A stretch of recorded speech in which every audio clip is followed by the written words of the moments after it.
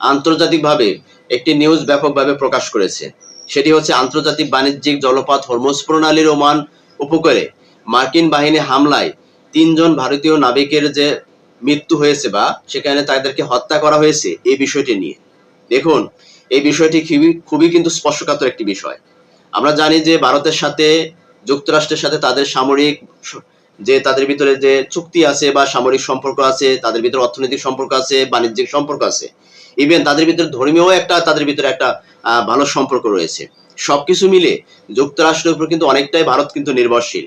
কিন্তু এই ভারতের ৩ জন নাবিককে তারা হত্যা করলো এবং তাদের সেখানে আরো ২৪ জনের টোটাল ২৪ জন নাবিক ছিল সেই জাহাজের ভিতরে, যে জাহাজের উপরে মার্কিন যুক্তরাষ্ট্র হামলা করেছিল হরমুজ প্রণালী কেন্দ্রিক। সেখানে ২৪ জন নাবিক ছিল, তার ভিতরে ৩ জন নিখোঁজ। এই ৩ জনকে ভারতের রাষ্ট্রীয়ভাবে তাদেরকে মৃত্যু ঘোষণা করা হয়েছে। অপর যে বাকি যেগুলো আছে সেগুলো কিন্তু অবস্থা অনেক জনেরই আশঙ্কাজনক।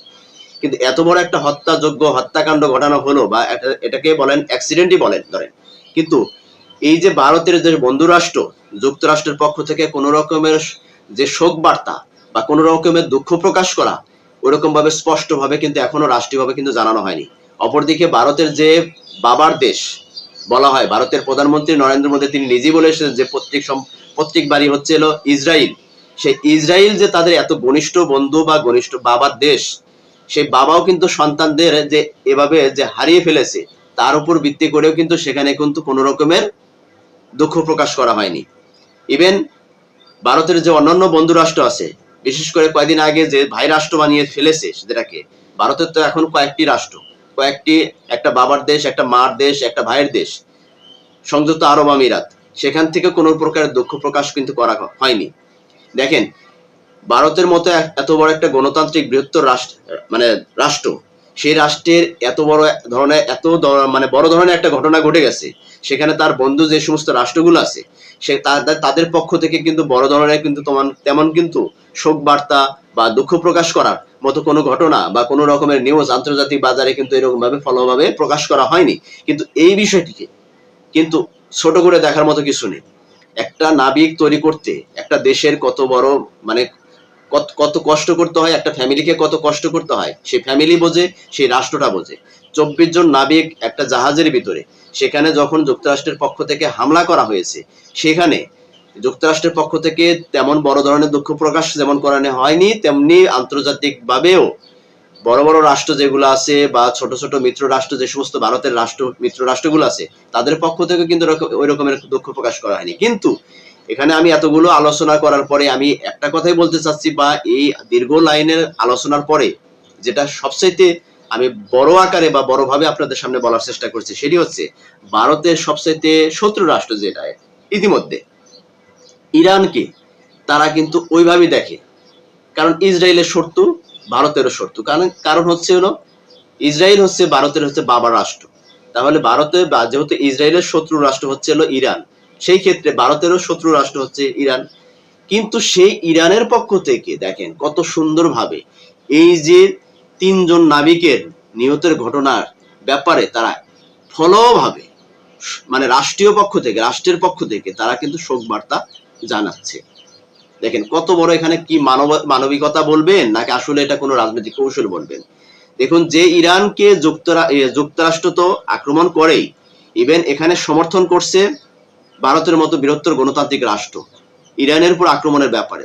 এবং তারা কিন্তু কোনো না কোনো ভাবে কোনো অ্যাঙ্গেলে তারা ভারতের এই যে কূটনীতিক যে তাদের যে ধারণা বা কূটনীতি তাদের যে ধারা, তারা কিন্তু প্রতিনিয়ত ইরানের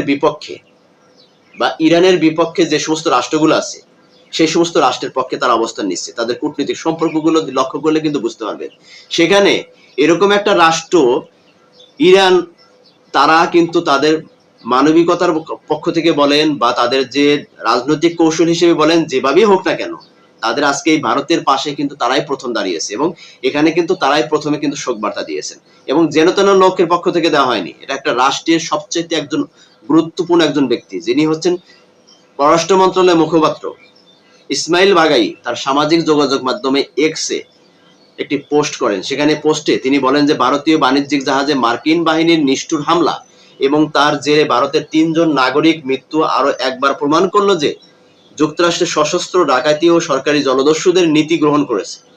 আমরা নিহত ভারতীয় নাগরিক এবং তাদের পরিবার, বন্ধু স্বজন, ভারতের জনগণ এবং সরকারের প্রতি গভীর সহানুভূতি ও সান্ত্বনা জানাচ্ছি। দেখেন, এরকম একটা ইম্পর্টেন্ট পার্সন যখন রাষ্ট্রের যে অবশ্যই একজন গুরুত্বপূর্ণ ব্যক্তি এবং পররাষ্ট্র মন্ত্রণালয়ের একজন মুখপাত্র, তার মানে কি রাষ্ট্রের একজন সবচেয়ে মোস্ট ইম্পর্টেন্ট ব্যক্তিদের মধ্যে অন্যতম একজন ব্যক্তি, সেই রকম একটা ব্যক্তির পক্ষ থেকে যখন এরকম একটা সমবেদনা, সহানুভূতি বা সান্ত্বনা জানানো হয়, তাহলে আর কিছু থাকে ভাই? অথচ এই সান্ত্বনাটা যুক্তরাষ্ট্রের পক্ষ থেকে, ইসরায়েলের পক্ষ থেকে বা তার মিত্র ভারতের মিত্র রাষ্ট্রগুলোর পক্ষ থেকে কিন্তু এখন পর্যন্ত জানানো হয়নি। তাহলে এবার বোঝেন যে শত্রু যখন বন্ধুসুলভ আচরণ করে, তখন আসলে শত্রু কে, আসলে প্রকৃত বন্ধু কে? আপনার বিপদের পাশে যদি কোনো লোক না দাঁড়ায়, যদি আপনার বন্ধু না দাঁড়ায়, তাহলে সে কি আপনার প্রকৃত বন্ধু? আপনার বিপদের সময় আপনার পাশে যে দাঁড়াবে সে হচ্ছে প্রকৃত বন্ধু। এখন ভারত এই বিষয়টি কিন্তু বুঝতে পারছে না। ভারত সবসময় প্রতিনিয়তই ইরানের বিপক্ষে যে সমস্ত রাষ্ট্রগুলো আছে, ইরানের শত্রু রাষ্ট্র যেগুলো আছে, বিশেষ করে ইসরায়েল, তাদেরকে তো পৈতৃক বাড়ি হিসেবে তারা ভারতের পক্ষ থেকে বলা হয়েছে যে তাদের পিতার বাড়ি হচ্ছে ইসরায়েল, মার বাড়ি হচ্ছে ভারত, ভাইয়ের বাড়ি হচ্ছে সংযুক্ত আরব আমিরাত। এই সমস্ত বক্তব্য দিয়ে আসলে তারা কি বোঝাতে চান? যে আসলে কি তারা প্রকৃত বন্ধু খুঁজে পাচ্ছে, নাকি আসলে বন্ধুরূপে যে সমস্ত শত্রু আছে তাদেরকে নিয়ে তারা থাকতে চায়? আসলে এটা নিয়ে অনেকে অনেকভাবে বিশ্লেষণ করার চেষ্টা করছে যে আসলে ভারত কোন পথে হাঁটছে, ভারতের কূটনৈতিক কৌশল আসলে কোন দিকে চলছে। এখন দেখেন ভারতের বর্তমান অবস্থা, পার্শ্ববর্তী যে সমস্ত রাষ্ট্রগুলো আছে সকলের সাথে তাদের বৈরী সম্পর্ক, কূটনীতিকভাবে এতটাই তারা মানে চাপের মধ্যে আছে। ভারতের পাশে সবচেয়ে শক্তিশালী, বিশ্বের এখন অন্যতম একজন শক্তিশালী দেশ চীন, তাদের সাথে বৈরী সম্পর্ক, এবং আরেকটি পারমাণবিক অস্ত্রধারী শক্তিশালী রাষ্ট্র, চিরশত্রু রাষ্ট্র হিসেবে যাদেরকে বলা হয় পাকিস্তান, তাদের সাথেও কিন্তু কঠিন একটা বৈরী সম্পর্ক। এবং ছোট ছোট রাষ্ট্র আমাদের মতো বাংলাদেশ এবং নেপাল, ভুটান, এই সমস্ত ছোট ছোট রাষ্ট্র যেগুলো আছে, এই সমস্ত রাষ্ট্রের সাথেও ভারতের কিন্তু কূটনীতিক সম্পর্ক খুব ভালো যাচ্ছে না। ভারতের পার্শ্ববর্তী দেশগুলোর সাথে কূটনীতিক সম্পর্ক বজায় না রেখে তিনি আন্তর্জাতিকভাবে বিভিন্ন দেশের সাথে কূটনীতিক সম্পর্ক করছে, এবং সেই সম্পর্কগুলো কিন্তু তার তেমন একটা কাজে দিচ্ছে না। দেখেন আজকে ইসরায়েলের মতো রাষ্ট্রের সাথে তাদের কূটনীতিক সম্পর্ক, সংযুক্ত আরব আমিরাতের সাথে তাদের কূটনীতিক সম্পর্ক, ঠিক আছে, বুঝে নিলাম যে মধ্যপ্রাচ্যে তারা একটা প্রভাব বিস্তার করার জন্য বা তাদের একটা সুসম্পর্ক বজায় রাখার জন্য মধ্যপ্রাচ্যের রাষ্ট্রগুলোর সাথে তাদের কূটনীতিক সম্পর্ক বজায় রাখছে। কিন্তু যেখানে দেখেন তাদের যে এই যে এত বড় একটা ক্ষতি করলো যুক্তরাষ্ট্র, সেই যুক্তরাষ্ট্রের সাথে তাদের ব্যাপকভাবে রমরমা সম্পর্ক, রহম দহরম সম্পর্ক তাদের সাথে। এই সম্পর্ক নিয়ে অথচ আজকে যে ভারতের এত বড় একটা ক্ষতি করলো, সেই ক্ষতি করার পরেও কিন্তু যুক্তরাষ্ট্রের পক্ষ থেকে তেমন কোনো শোক বার্তা বা তেমন কোনো এখানে যে সান্ত্বনা বাণী, এটা কিন্তু দেওয়া হয়নি।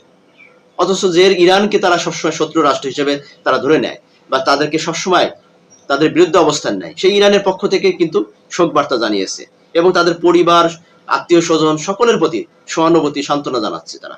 তাহলে কি বুঝবেন ভাইয়া আসলে, যে আসলে তারা শত্রু নাকি আসলে তারা বন্ধু? বন্ধু দেখেন, ইরানের সাথে ভারতের কিন্তু আজ থেকে শত শত বছর আগে তাদের সাথে কিন্তু সম্পর্ক। কি সম্পর্ক দেখেন, ইরান থেকে একটা ইতিহাস আছে। ইরানের একটা সময় রাষ্ট্র শাসন যখন মুসলিমদের হাতে চলে আসে, তখন ওখানে কিছু লোক, তারা যারা এই যে ধর্মভিত্তিক রাজনীতি বা ধর্মভিত্তিক বাণিজ্য এগুলো যারা পছন্দ না করতো, তারা কিন্তু অধিকাংশ লোক কিন্তু এখন পর্যন্ত ইরান থেকে এসে তারা ভারতে অবস্থান নিচ্ছে। তাদের সাথে একটা মোটামুটি একটা মানে ব্লাড কানেকশন হয়ে গেছে। কারণ এখন পর্যন্ত এখনো ভারতে অনেক ইরানি অবস্থান করে, যাদের নামের সাথে কিন্তু ইরানি আছে। দেখেন অনেক অভিনেতার সাথে নামের সাথে কিন্তু ইরানি লেখাটা আছে, কারণ তাদের পূর্বপুরুষরা ছিল ইরানি। তাদের সাথে এখন সামাজিক, ধর্মীয়, রাষ্ট্রীয় সকল সম্পর্ক তাদের সাথে। অথচ এই ইরানের সাথে তাদের সম্পর্ক বৈরী। কেন বৈরী হবে? যেহেতু ইরানের মানুষ এখন ভারতে অবস্থান করছে, ভারতের রাষ্ট্র ক্ষমতায়ও অবস্থান করছে ইরানিরা, সেখানে বাণিজ্যিক সম্পর্ক, অর্থনৈতিক সম্পর্ক বলেন, রাজনৈতিক সম্পর্ক বলেন, ধর্মীয় সম্পর্ক বলেন, সকল সম্পর্ক কিন্তু তাদের মধ্যে বিদ্যমান। অথচ এই ইরানের বিপক্ষে তাদের অবস্থান। আবার এই যে ভারতের যে আজকে দুঃসময়, এত বড় একটা দুর্ঘটনা ঘটে গেল, আপনি কি মনে করছেন 24 জন নাবিক সহকারে একটা জাহাজের উপরে যখন যুক্তরাষ্ট্রের এই আক্রমণ, সেখানে অবশ্যই তো বড় ধরনের একটা ক্ষতি। এটা 3 জন নাবিককে হারানো এবং অনেক নাবিক এখনো পর্যন্ত আহত অবস্থায় আছে। এই সবকিছু মিলিয়ে কিন্তু দেখা যাচ্ছে যে এই দুঃসময় যাদের পাশে দাঁড়ানোর কথা ছিল ভারতের, তারা কিন্তু দাঁড়ায়নি। যাদেরকে শত্রু মনে করছে, সেই ভারত, ইরানি কিন্তু ভারতের পাশে দাঁড়িয়েছে। তো দর্শক আসলে এটাকে নিয়ে আপনি কিভাবে মানে বিশ্লেষণ করবেন বা কিভাবে বিচার করবেন যে আসলে যে ভারতের সাথে যে ইরানের সম্পর্ক, তথা যে ভারত ইরান বিদ্বেষী যে সমস্ত রাষ্ট্রগুলো আছে, ইসরায়েল, যুক্তরাষ্ট্র তাদের সাথে ভারতের যে সুসম্পর্ক ছিল সেই সম্পর্ক আগামী দিনে আসলে কতটুকু বা কিভাবে তারা ভারত এটাকে ফেস করবে, ভারতে বা এই সম্পর্কটাকে আসলে কতদূর পর্যন্ত এগিয়ে নিয়ে যেতে পারবে বা নিয়ে যেতে পারে। এই বিষয়ে যদি আপনাদের মতামত থাকে তাহলে অবশ্যই কমেন্টসে লিখে যাবেন। আর ভিডিওর মাধ্যমে আপনাদেরকে যদি কোনো ইনফরমেশন দিয়ে থাকি যে আসলে এই যে বর্তমান যে বৈশ্বিক যে ভারতীয় রাজনৈতিক কৌশল বা কূটনৈতিক সম্পর্ক বিষয়ে, এই বিষয়ে আপনাদের মতামত বা আপনাদের অভিমত বা আপনাদের যদি ধারণা মনে করেন যে এই ভিডিওর মাধ্যমে কিছুটা হলেও পেয়েছেন যে আসলে বর্তমানে ভারতের অবস্থানটা কোথায়, ভারতের যে আসলে রাজনৈতিক কৌশলটা কোন দিকে যাচ্ছে, বারবার তারা কিন্তু হোঁচট খাচ্ছে, সেই বিষয়ে আপনাদের মতামত থাকতে পারে, অবশ্যই থাকতে পারে। এবং এই সম্পর্কে যদি আপনাদের কোনো ধারণা এই ভিডিওর মাধ্যমে আপনারা পেয়ে থাকেন যে আসলে ভারতের অবস্থানটা কোথায়, তাহলে অবশ্যই ভিডিওতে একটা লাইক দিয়ে যাবেন। চ্যানেলে নতুন হলে অবশ্যই চ্যানেলটাকে সাবস্ক্রাইব করে পাশে থাকা বেল আইকন চেপে রাখবেন পরবর্তী নোটিফিকেশন পাওয়ার জন্য। কারণ আপনাদের সামনে আমি প্রতিনিয়ত সঠিক যে সমস্ত ইনফরমেশন গুলো আছে সেই সমস্ত ইনফরমেশন গুলো আপনাদের সামনে নিয়ে আসার চেষ্টা করি। পরবর্তী ভিডিও পাওয়ার জন্য অবশ্যই বেল আইকন চেপে রাখবেন। ভালো থাকবেন, সুস্থ থাকবেন এবং যে যেখানে আছেন যার যার অবস্থান থেকে সকলের প্রতি অবশ্যই যত্নবান হবেন। সুস্থ থাকবেন। আল্লাহ হাফেজ। আসসালামু আলাইকুম ওয়া রাহমাতুল্লাহি ওয়া বারাকাতুহু।